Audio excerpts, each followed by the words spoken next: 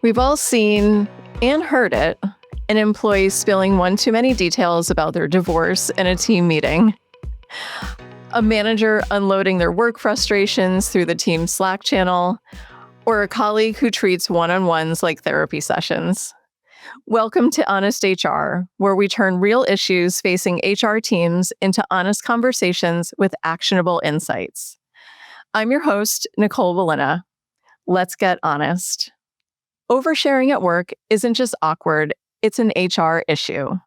These TMI and gossip moments contributed to nearly 8% of uncivil acts in the workplace last year, according to SHRM's Civility Index. Because HR is often left to clean up the fallout from these moments, today we're exploring three things. One, where the line should be drawn when employees are being human versus saying too much. Two, what HR can do when conversations go too far. And three, how to handle managers who overshare, off-the-clock chatter, and digital messages that live forever. Joining us is Heidi Hartman, an executive coach and leadership consultant with over 20 years of experience. Welcome to Honest HR, Heidi.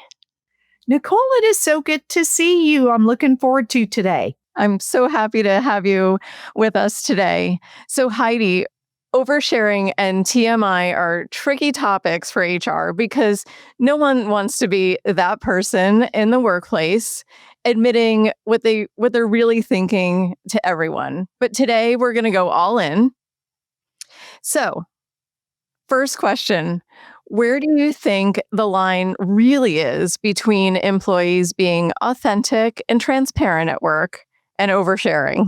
Yeah, that is a great question, Nicole. I think that, for folks who often overshare, there is this fine line. And to think about how to show up, we want people to show up authentically and as their authentic selves. And we want them to show up as their best authentic selves, that we ensure that it still aligns with the core values of the organization. And so to think about within these guardrails, how can they best show up to work in the workplace, in their organization with their best authentic selves? Because if we don't, things could go south pretty fast. Yeah, absolutely. It's really a fine line for some of our employees. And do you think employee oversharing has gotten worse in the era of remote work and video calls? Oh my gosh, yes. I think since COVID time, the professionalism has shifted, and that's not all bad, right? We want people to feel comfortable. And I think that folks have been more open about things, and especially around mental health in the workplace. And that there's been a propensity to go a little bit further to being very relaxed and sometimes crossing that line. Yeah, that's a good point. You bring up the pandemic times, right? When we started working remotely across all workplaces, and people were oversharing sometimes without even realizing it, right? It might be a photo or something on in the television in the background, maybe an embarrassing photo, family photo, something like that. Somebody running behind them, like in a towel after they get out of the shower, those types of things. And so you're right. I think that, and even the definition of what is professional has shifted a little bit. Yeah. So really good points there.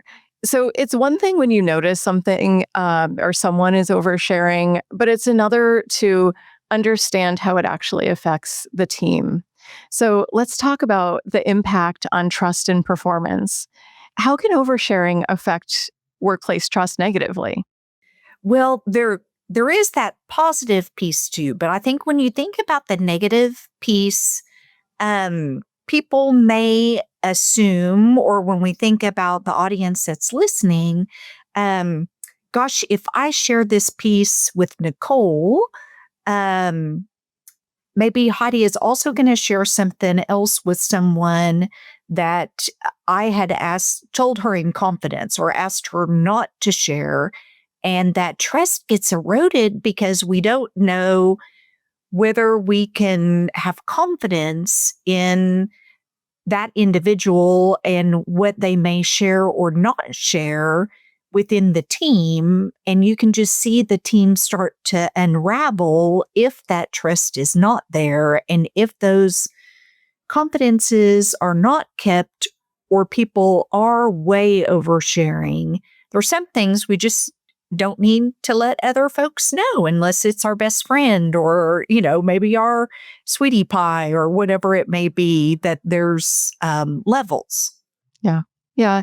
And so you mentioned too that, obviously there's the negative side of oversharing, but you also mentioned in the beginning that there can be some positives to trust amongst workers as if somebody overshares. What do you think some of the positives could be?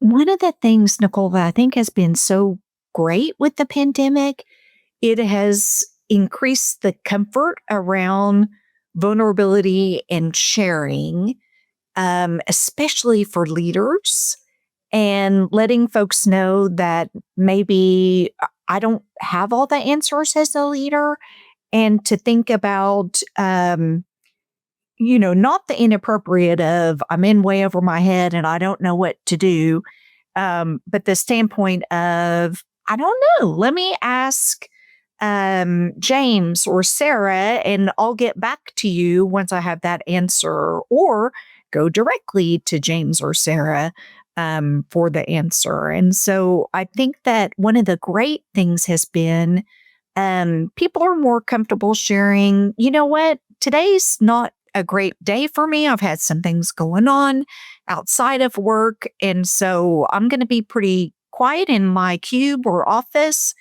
or as a leader to be able to be more vulnerable and approachable to employees. Sure. Yeah. I mean, oversharing means that we've shared, right? And so by sharing, there is the opportunity to make connections and allow people at work to see vulnerabilities that they might not normally see through normal work conversation. And so, even if employees cross that line, there is also if somebody's going to kind of reflect back on it, you can think about, oh, I thought I was the only person in this situation. You sort of find out accidentally that you're in a similar situation, and you allow to see your peers as human beings outside the four walls. Yeah. Because we bring with us to work. I think back when I started in the workforce, it was leave your feelings and the work outside of work at the door. Well, that's not going to happen. Even when we were told that back, a few decades ago, it's not the case. People are going to bring all of their things with them. And with that, some of the feelings that we have are going to seep into the workplace. And I think it's keeping that balance of empathy and accountability, that we want to take care of each other. We all have stuff going on and give that grace and space. And we still need to do our work. So how do we get that done? And what is the ebb and flow of that? And to have the guardrails for the oversharing piece as well. Sure. Yeah. That's a great segue into my next question. So, how might oversharing create unconscious bias risks in things like performance reviews or promotions? And as HR professionals, what can we do about it? That is a good question, too. So I think, we all have biases, no matter who we are and how much we work on ourselves, we're still going to have biases.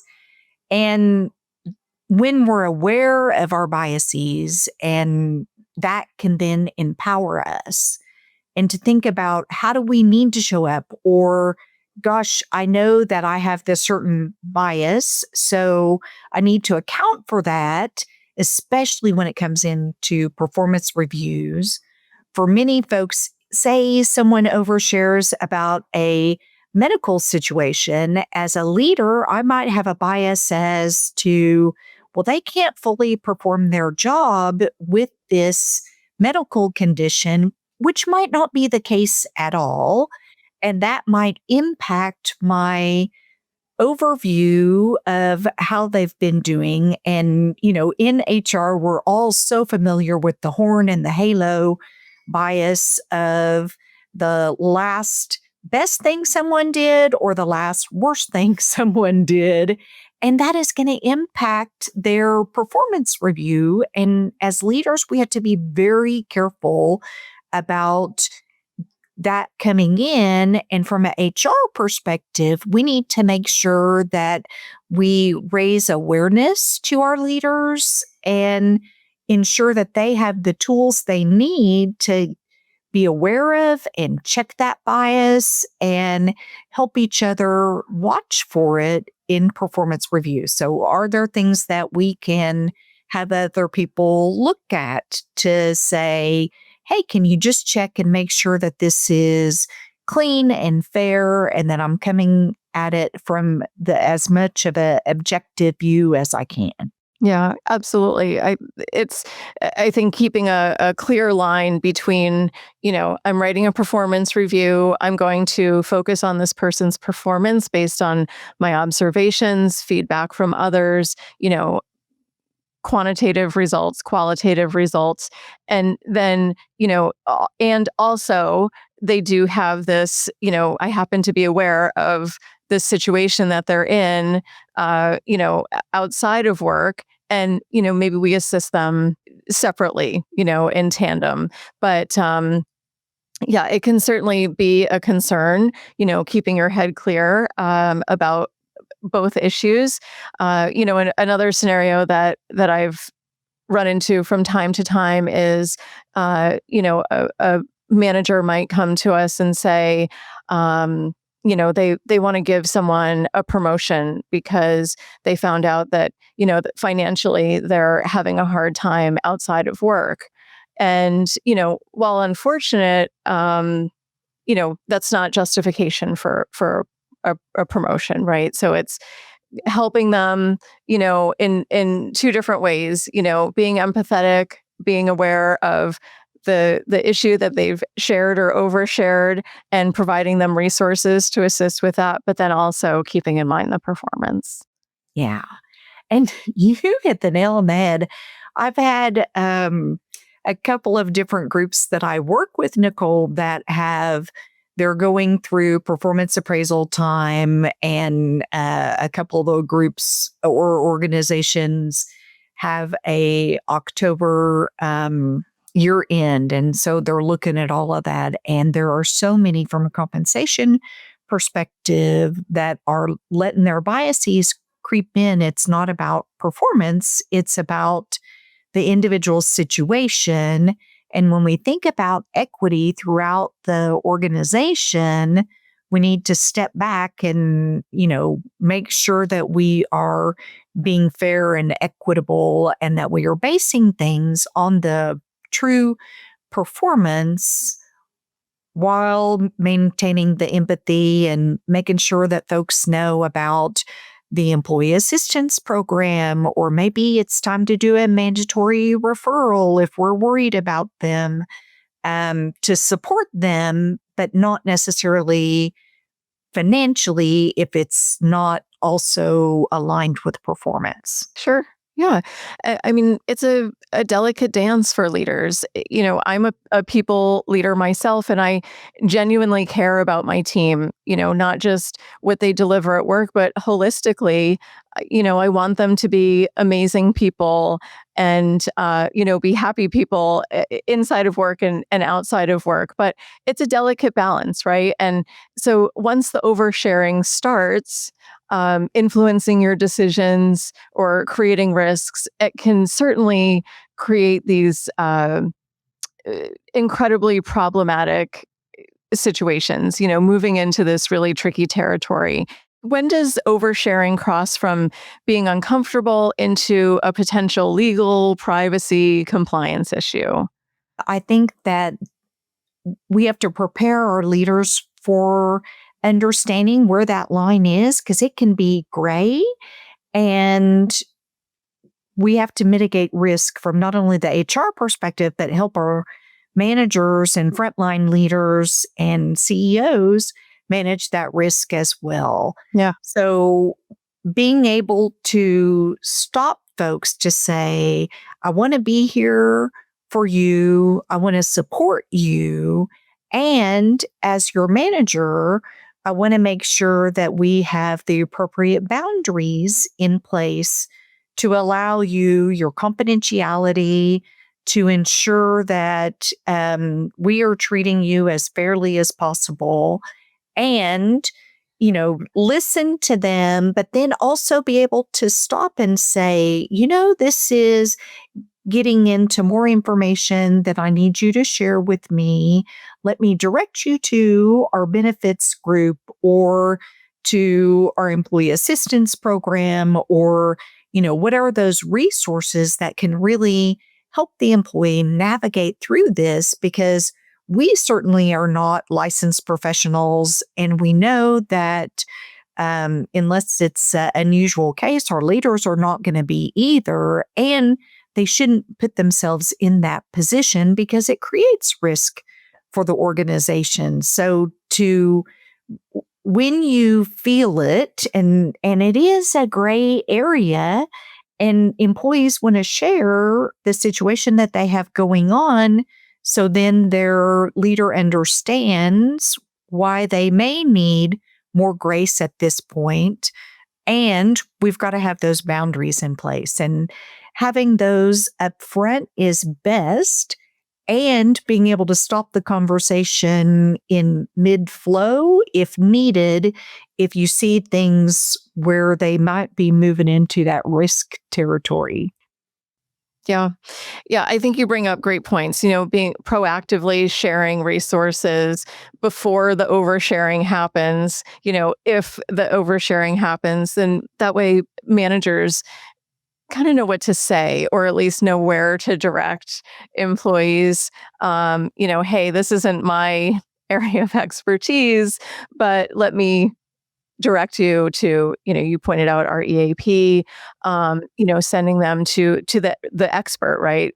Sending them to your benefits team, to remind them of, any resources they may have at their fingertips. And so I think it is always good to arm managers with those resources proactively versus after the fact. But of course, sometimes it happens after the fact too.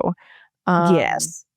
And how would you recommend that HR people support managers? They come to you and say, you're not going to believe what just happened in this team meeting. One of my employees just shared this information with me and my team. How would you recommend that a people manager follow up on the scenario? Yeah, we probably have all been in that situation, or maybe next week if we haven't yet, because people are just going through a lot right now, I think. And I don't know if it's pandemic or, residual pieces from that, or just the political climate, or what may be going on, but there seems to be less civility. And if it hasn't happened to our, the audience yet, I'm sure that it will shortly. But when we think about after the fact, and that's been shared, to go back and help that manager with the tools they need to be able to have a one-on-one conversation with that person, provide the resources, explain kind of what's in bounds, what's out of bounds, what's okay, what's not okay, where those guardrails are. So then moving forward, they can get the help they need and understand where kind of the boundaries and parameters are.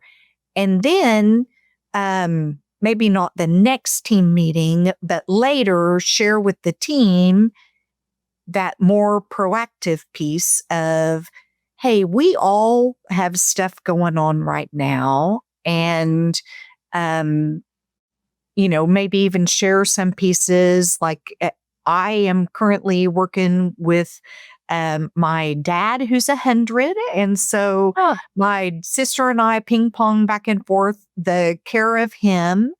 Um, and I don't share that a lot, but sometimes I will just because there's stuff going on and that might help others appropriately share what they have going on and to say, here's kind of the boundaries for our team.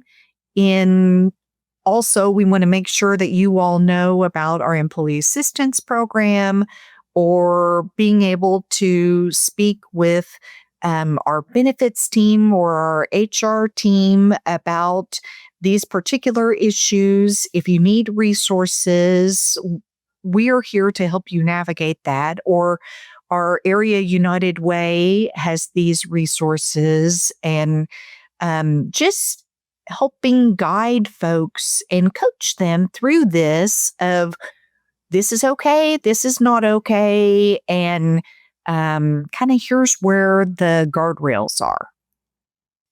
So, Heidi, included in the world of oversharing and TMI, of course, we can't forget gossip. And so, when does gossip cross the line into an HR issue that requires intervention?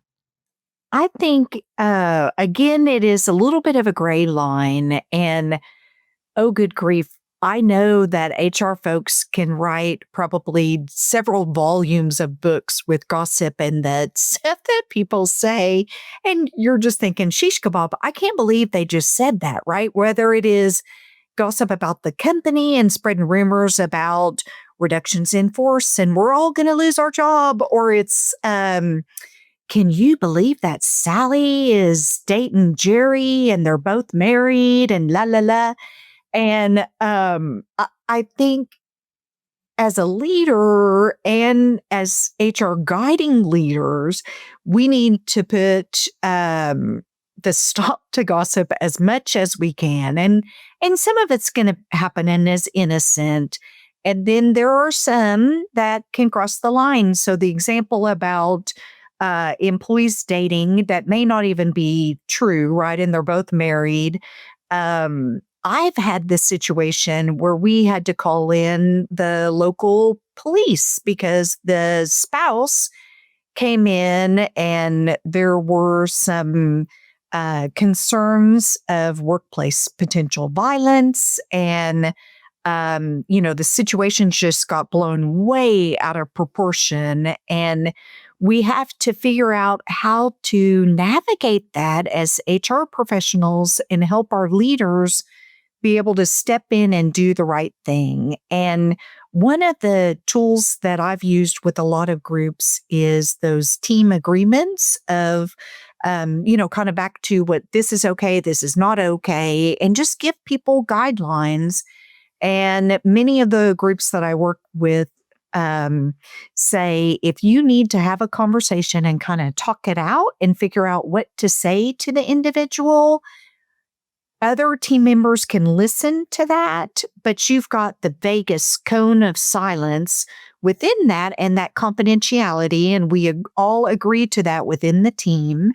And if they come back to you with the same or a slightly different version of the same information, you hold up the hand and say, you need to go directly to the source.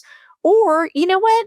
Let's call Sally in and have this conversation. And that is a great way to put the stop to the gossip because it can be really damaging if it crosses the line from just silliness and maybe a little bit of oversharing to really hurting individuals and perhaps even that workplace violence piece. And I think, everything that we've talked about today is all around that emotional intelligence and giving grace and space and balanced with that accountability and holding people's feet to the fire of, that's not, or ouch, that comment was not okay. And I think you need to apologize.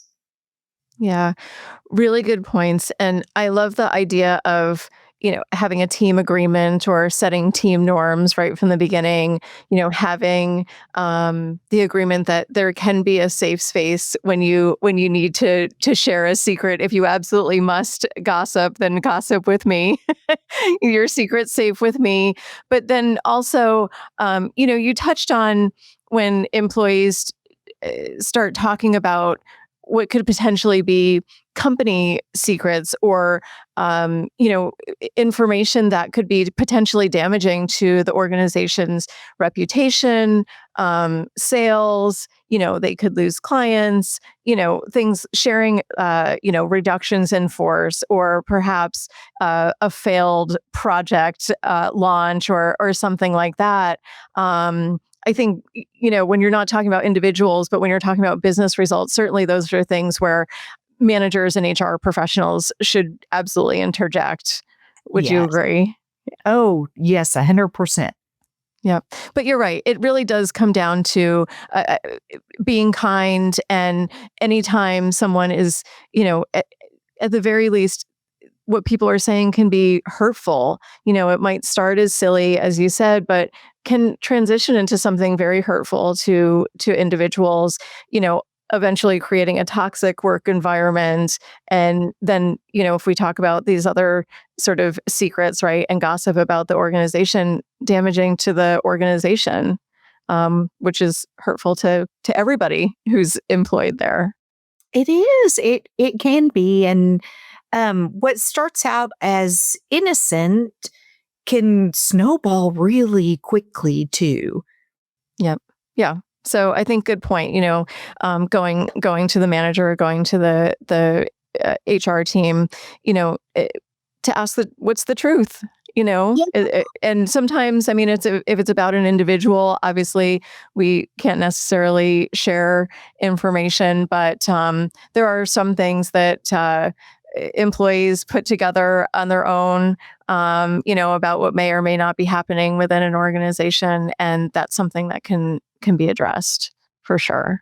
I think too, it is so important, especially when an organization is going through change, for the senior leader or that department leader to just be open and maybe set up office hours for questions. And, I'll answer what I can. I know we're going through this, ERP implementation, or we are going through a restructure. And as much as possible, I'm going to be here Thursday afternoons from 3 to 3:30. And you can ask me any question like, what kind of car do I drive? Or what's my favorite kind of pickle? Or are we going to have layoffs? And some of those I Right. won't be able to answer. And I'll tell you when I can't. Yep. There you go.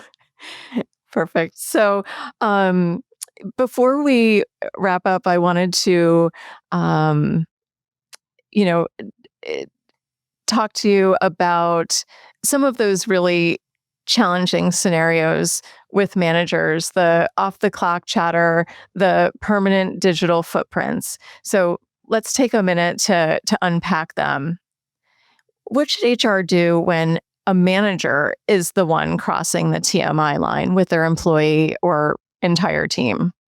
Yeah. I I think when you're a leader, you're held to a higher standard, whether it is leader of a department or the CEO. And to think about, what are your core values? What is it that as an organization we say we stand for? And in this world of social media, what you say and do is going to come out. And you have got to be so careful, even if it's after work, not at a work related event whatsoever, and you run into somebody and perhaps you've had a few of your favorite libations.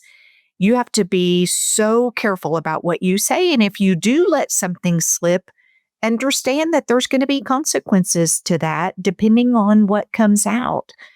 And I think it's incumbent upon the organization to ensure that leaders understand what that line is. And when they cross it, what may occur and what might be the consequences of those actions.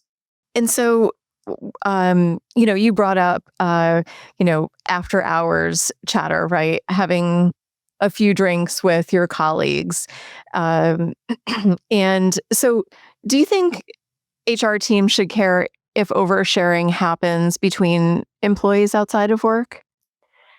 I think we can't legislate that. I think we might be getting into some uh, labor laws, or we have to be careful about where our boundaries are. And I know I've worked with some organizations who employees have shared things on social media about the organization, and to have the conversation about, where we hope people fall in line with our culture, but we can't legislate really outside of work.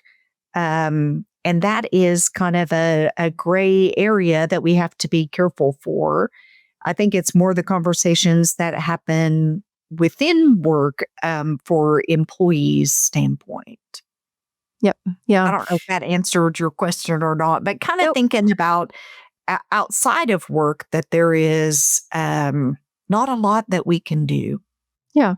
Yeah. And you had touched on earlier setting guardrails or guidelines for how people conduct themselves, how they represent themselves in or outside of the organization. Sometimes it factors in. I mean, if they're at a conference, right? Sometimes they forget, if they're at a vendor sponsored happy hour, sometimes they forget that, they're on the clock, right? Or that they've got the company logo on their shirt, and those are tricky situations to navigate for sure. But I think it's setting those expectations ahead of time where you can mitigate what happens.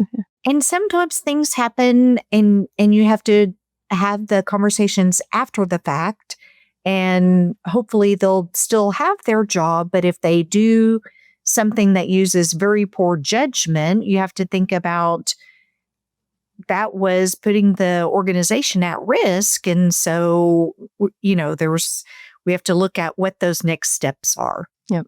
Yeah. So what about, someone oversharing in a private conversation on an organization-owned app like Slack or Teams? What's our responsibility, and do we as HR professionals have to intervene?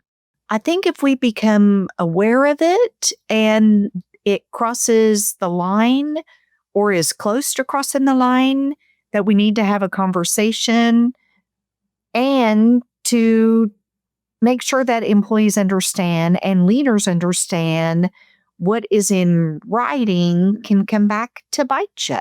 And if it's a conversation in the bathroom, somebody could be recording you. Just not to get everybody paranoid, but just to understand we're in a different time than we used to be. Folks are more litigious, and everything is being listened to and recorded. Not that I'm a conspiracy theorist whatsoever. And things are just known more now than they used to be. And so we just need to be careful about when we cross the line or what we say. I even had a group that some employees, well, actually it was a manager, had gone out to lunch and was having a conversation with someone, and someone sitting at the table behind them was good friends with that his department general manager. And so what he was saying got back to them. So they were just having a regular conversation at lunch. It was overheard, and it got back, and it bit this person in the tail because of what was said. And so just being, you don't want to control yourself so much that you don't say what needs to be said, and just be aware that things can come back to you much more so than you think they can. Yeah, I think, and I mean, you gave an in-person scenario, but I think as the world gets more and more digital, people do forget that what they say can be heard by one person right behind, sitting right behind you, or even, you brought up social media, and I'm shocked sometimes the things that people post on social media, particularly on, you know, professional networks, right? Like LinkedIn, like nobody can see it. And so I think, you hit the nail on the head. People just simply have to be thoughtful, whether, it's in a public forum, a private forum, and to your point, is anything actually private anymore? And then there are things like Slack and Teams, which are owned by your organization. So it's really not private. I mean, it is between two employees in that moment, but it's on an organization-owned platform. So good points, Heidi. Well, that is going to do it for this week's episode of Honest HR. And I want to give you a big thank you, Heidi, for sharing your deep insights with us today. And we will catch you next time. Nicole, thank you so much. I enjoyed visiting with you, and I look forward to hopefully seeing you in person sometime soon. It was a pleasure. Thank you. Hello, friends. We hope this week's episode gave you the candid tips and insights you need to keep growing and thriving in your career. Honest HR is part of HR Daily, the content series from SHRM that delivers a daily newsletter directly to your inbox, filled with all the latest HR news and research. Sign up at shrm.org/HR Daily. Plus, follow SHRM on social media for even more clips and stories. Like, share, and add to the comments. Because real change starts with real talk.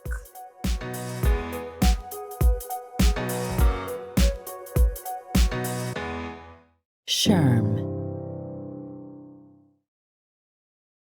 This podcast is approved for 0.5 professional development credits, aka PDCs, toward SHRM-SCP and SHRM-SCP recertification. Enter the following PDC activity ID in your SHRM activity portal to log your credit. 26-KWWUQ. That's 26-KWWUQ. This ID expires on October 1st, 2026.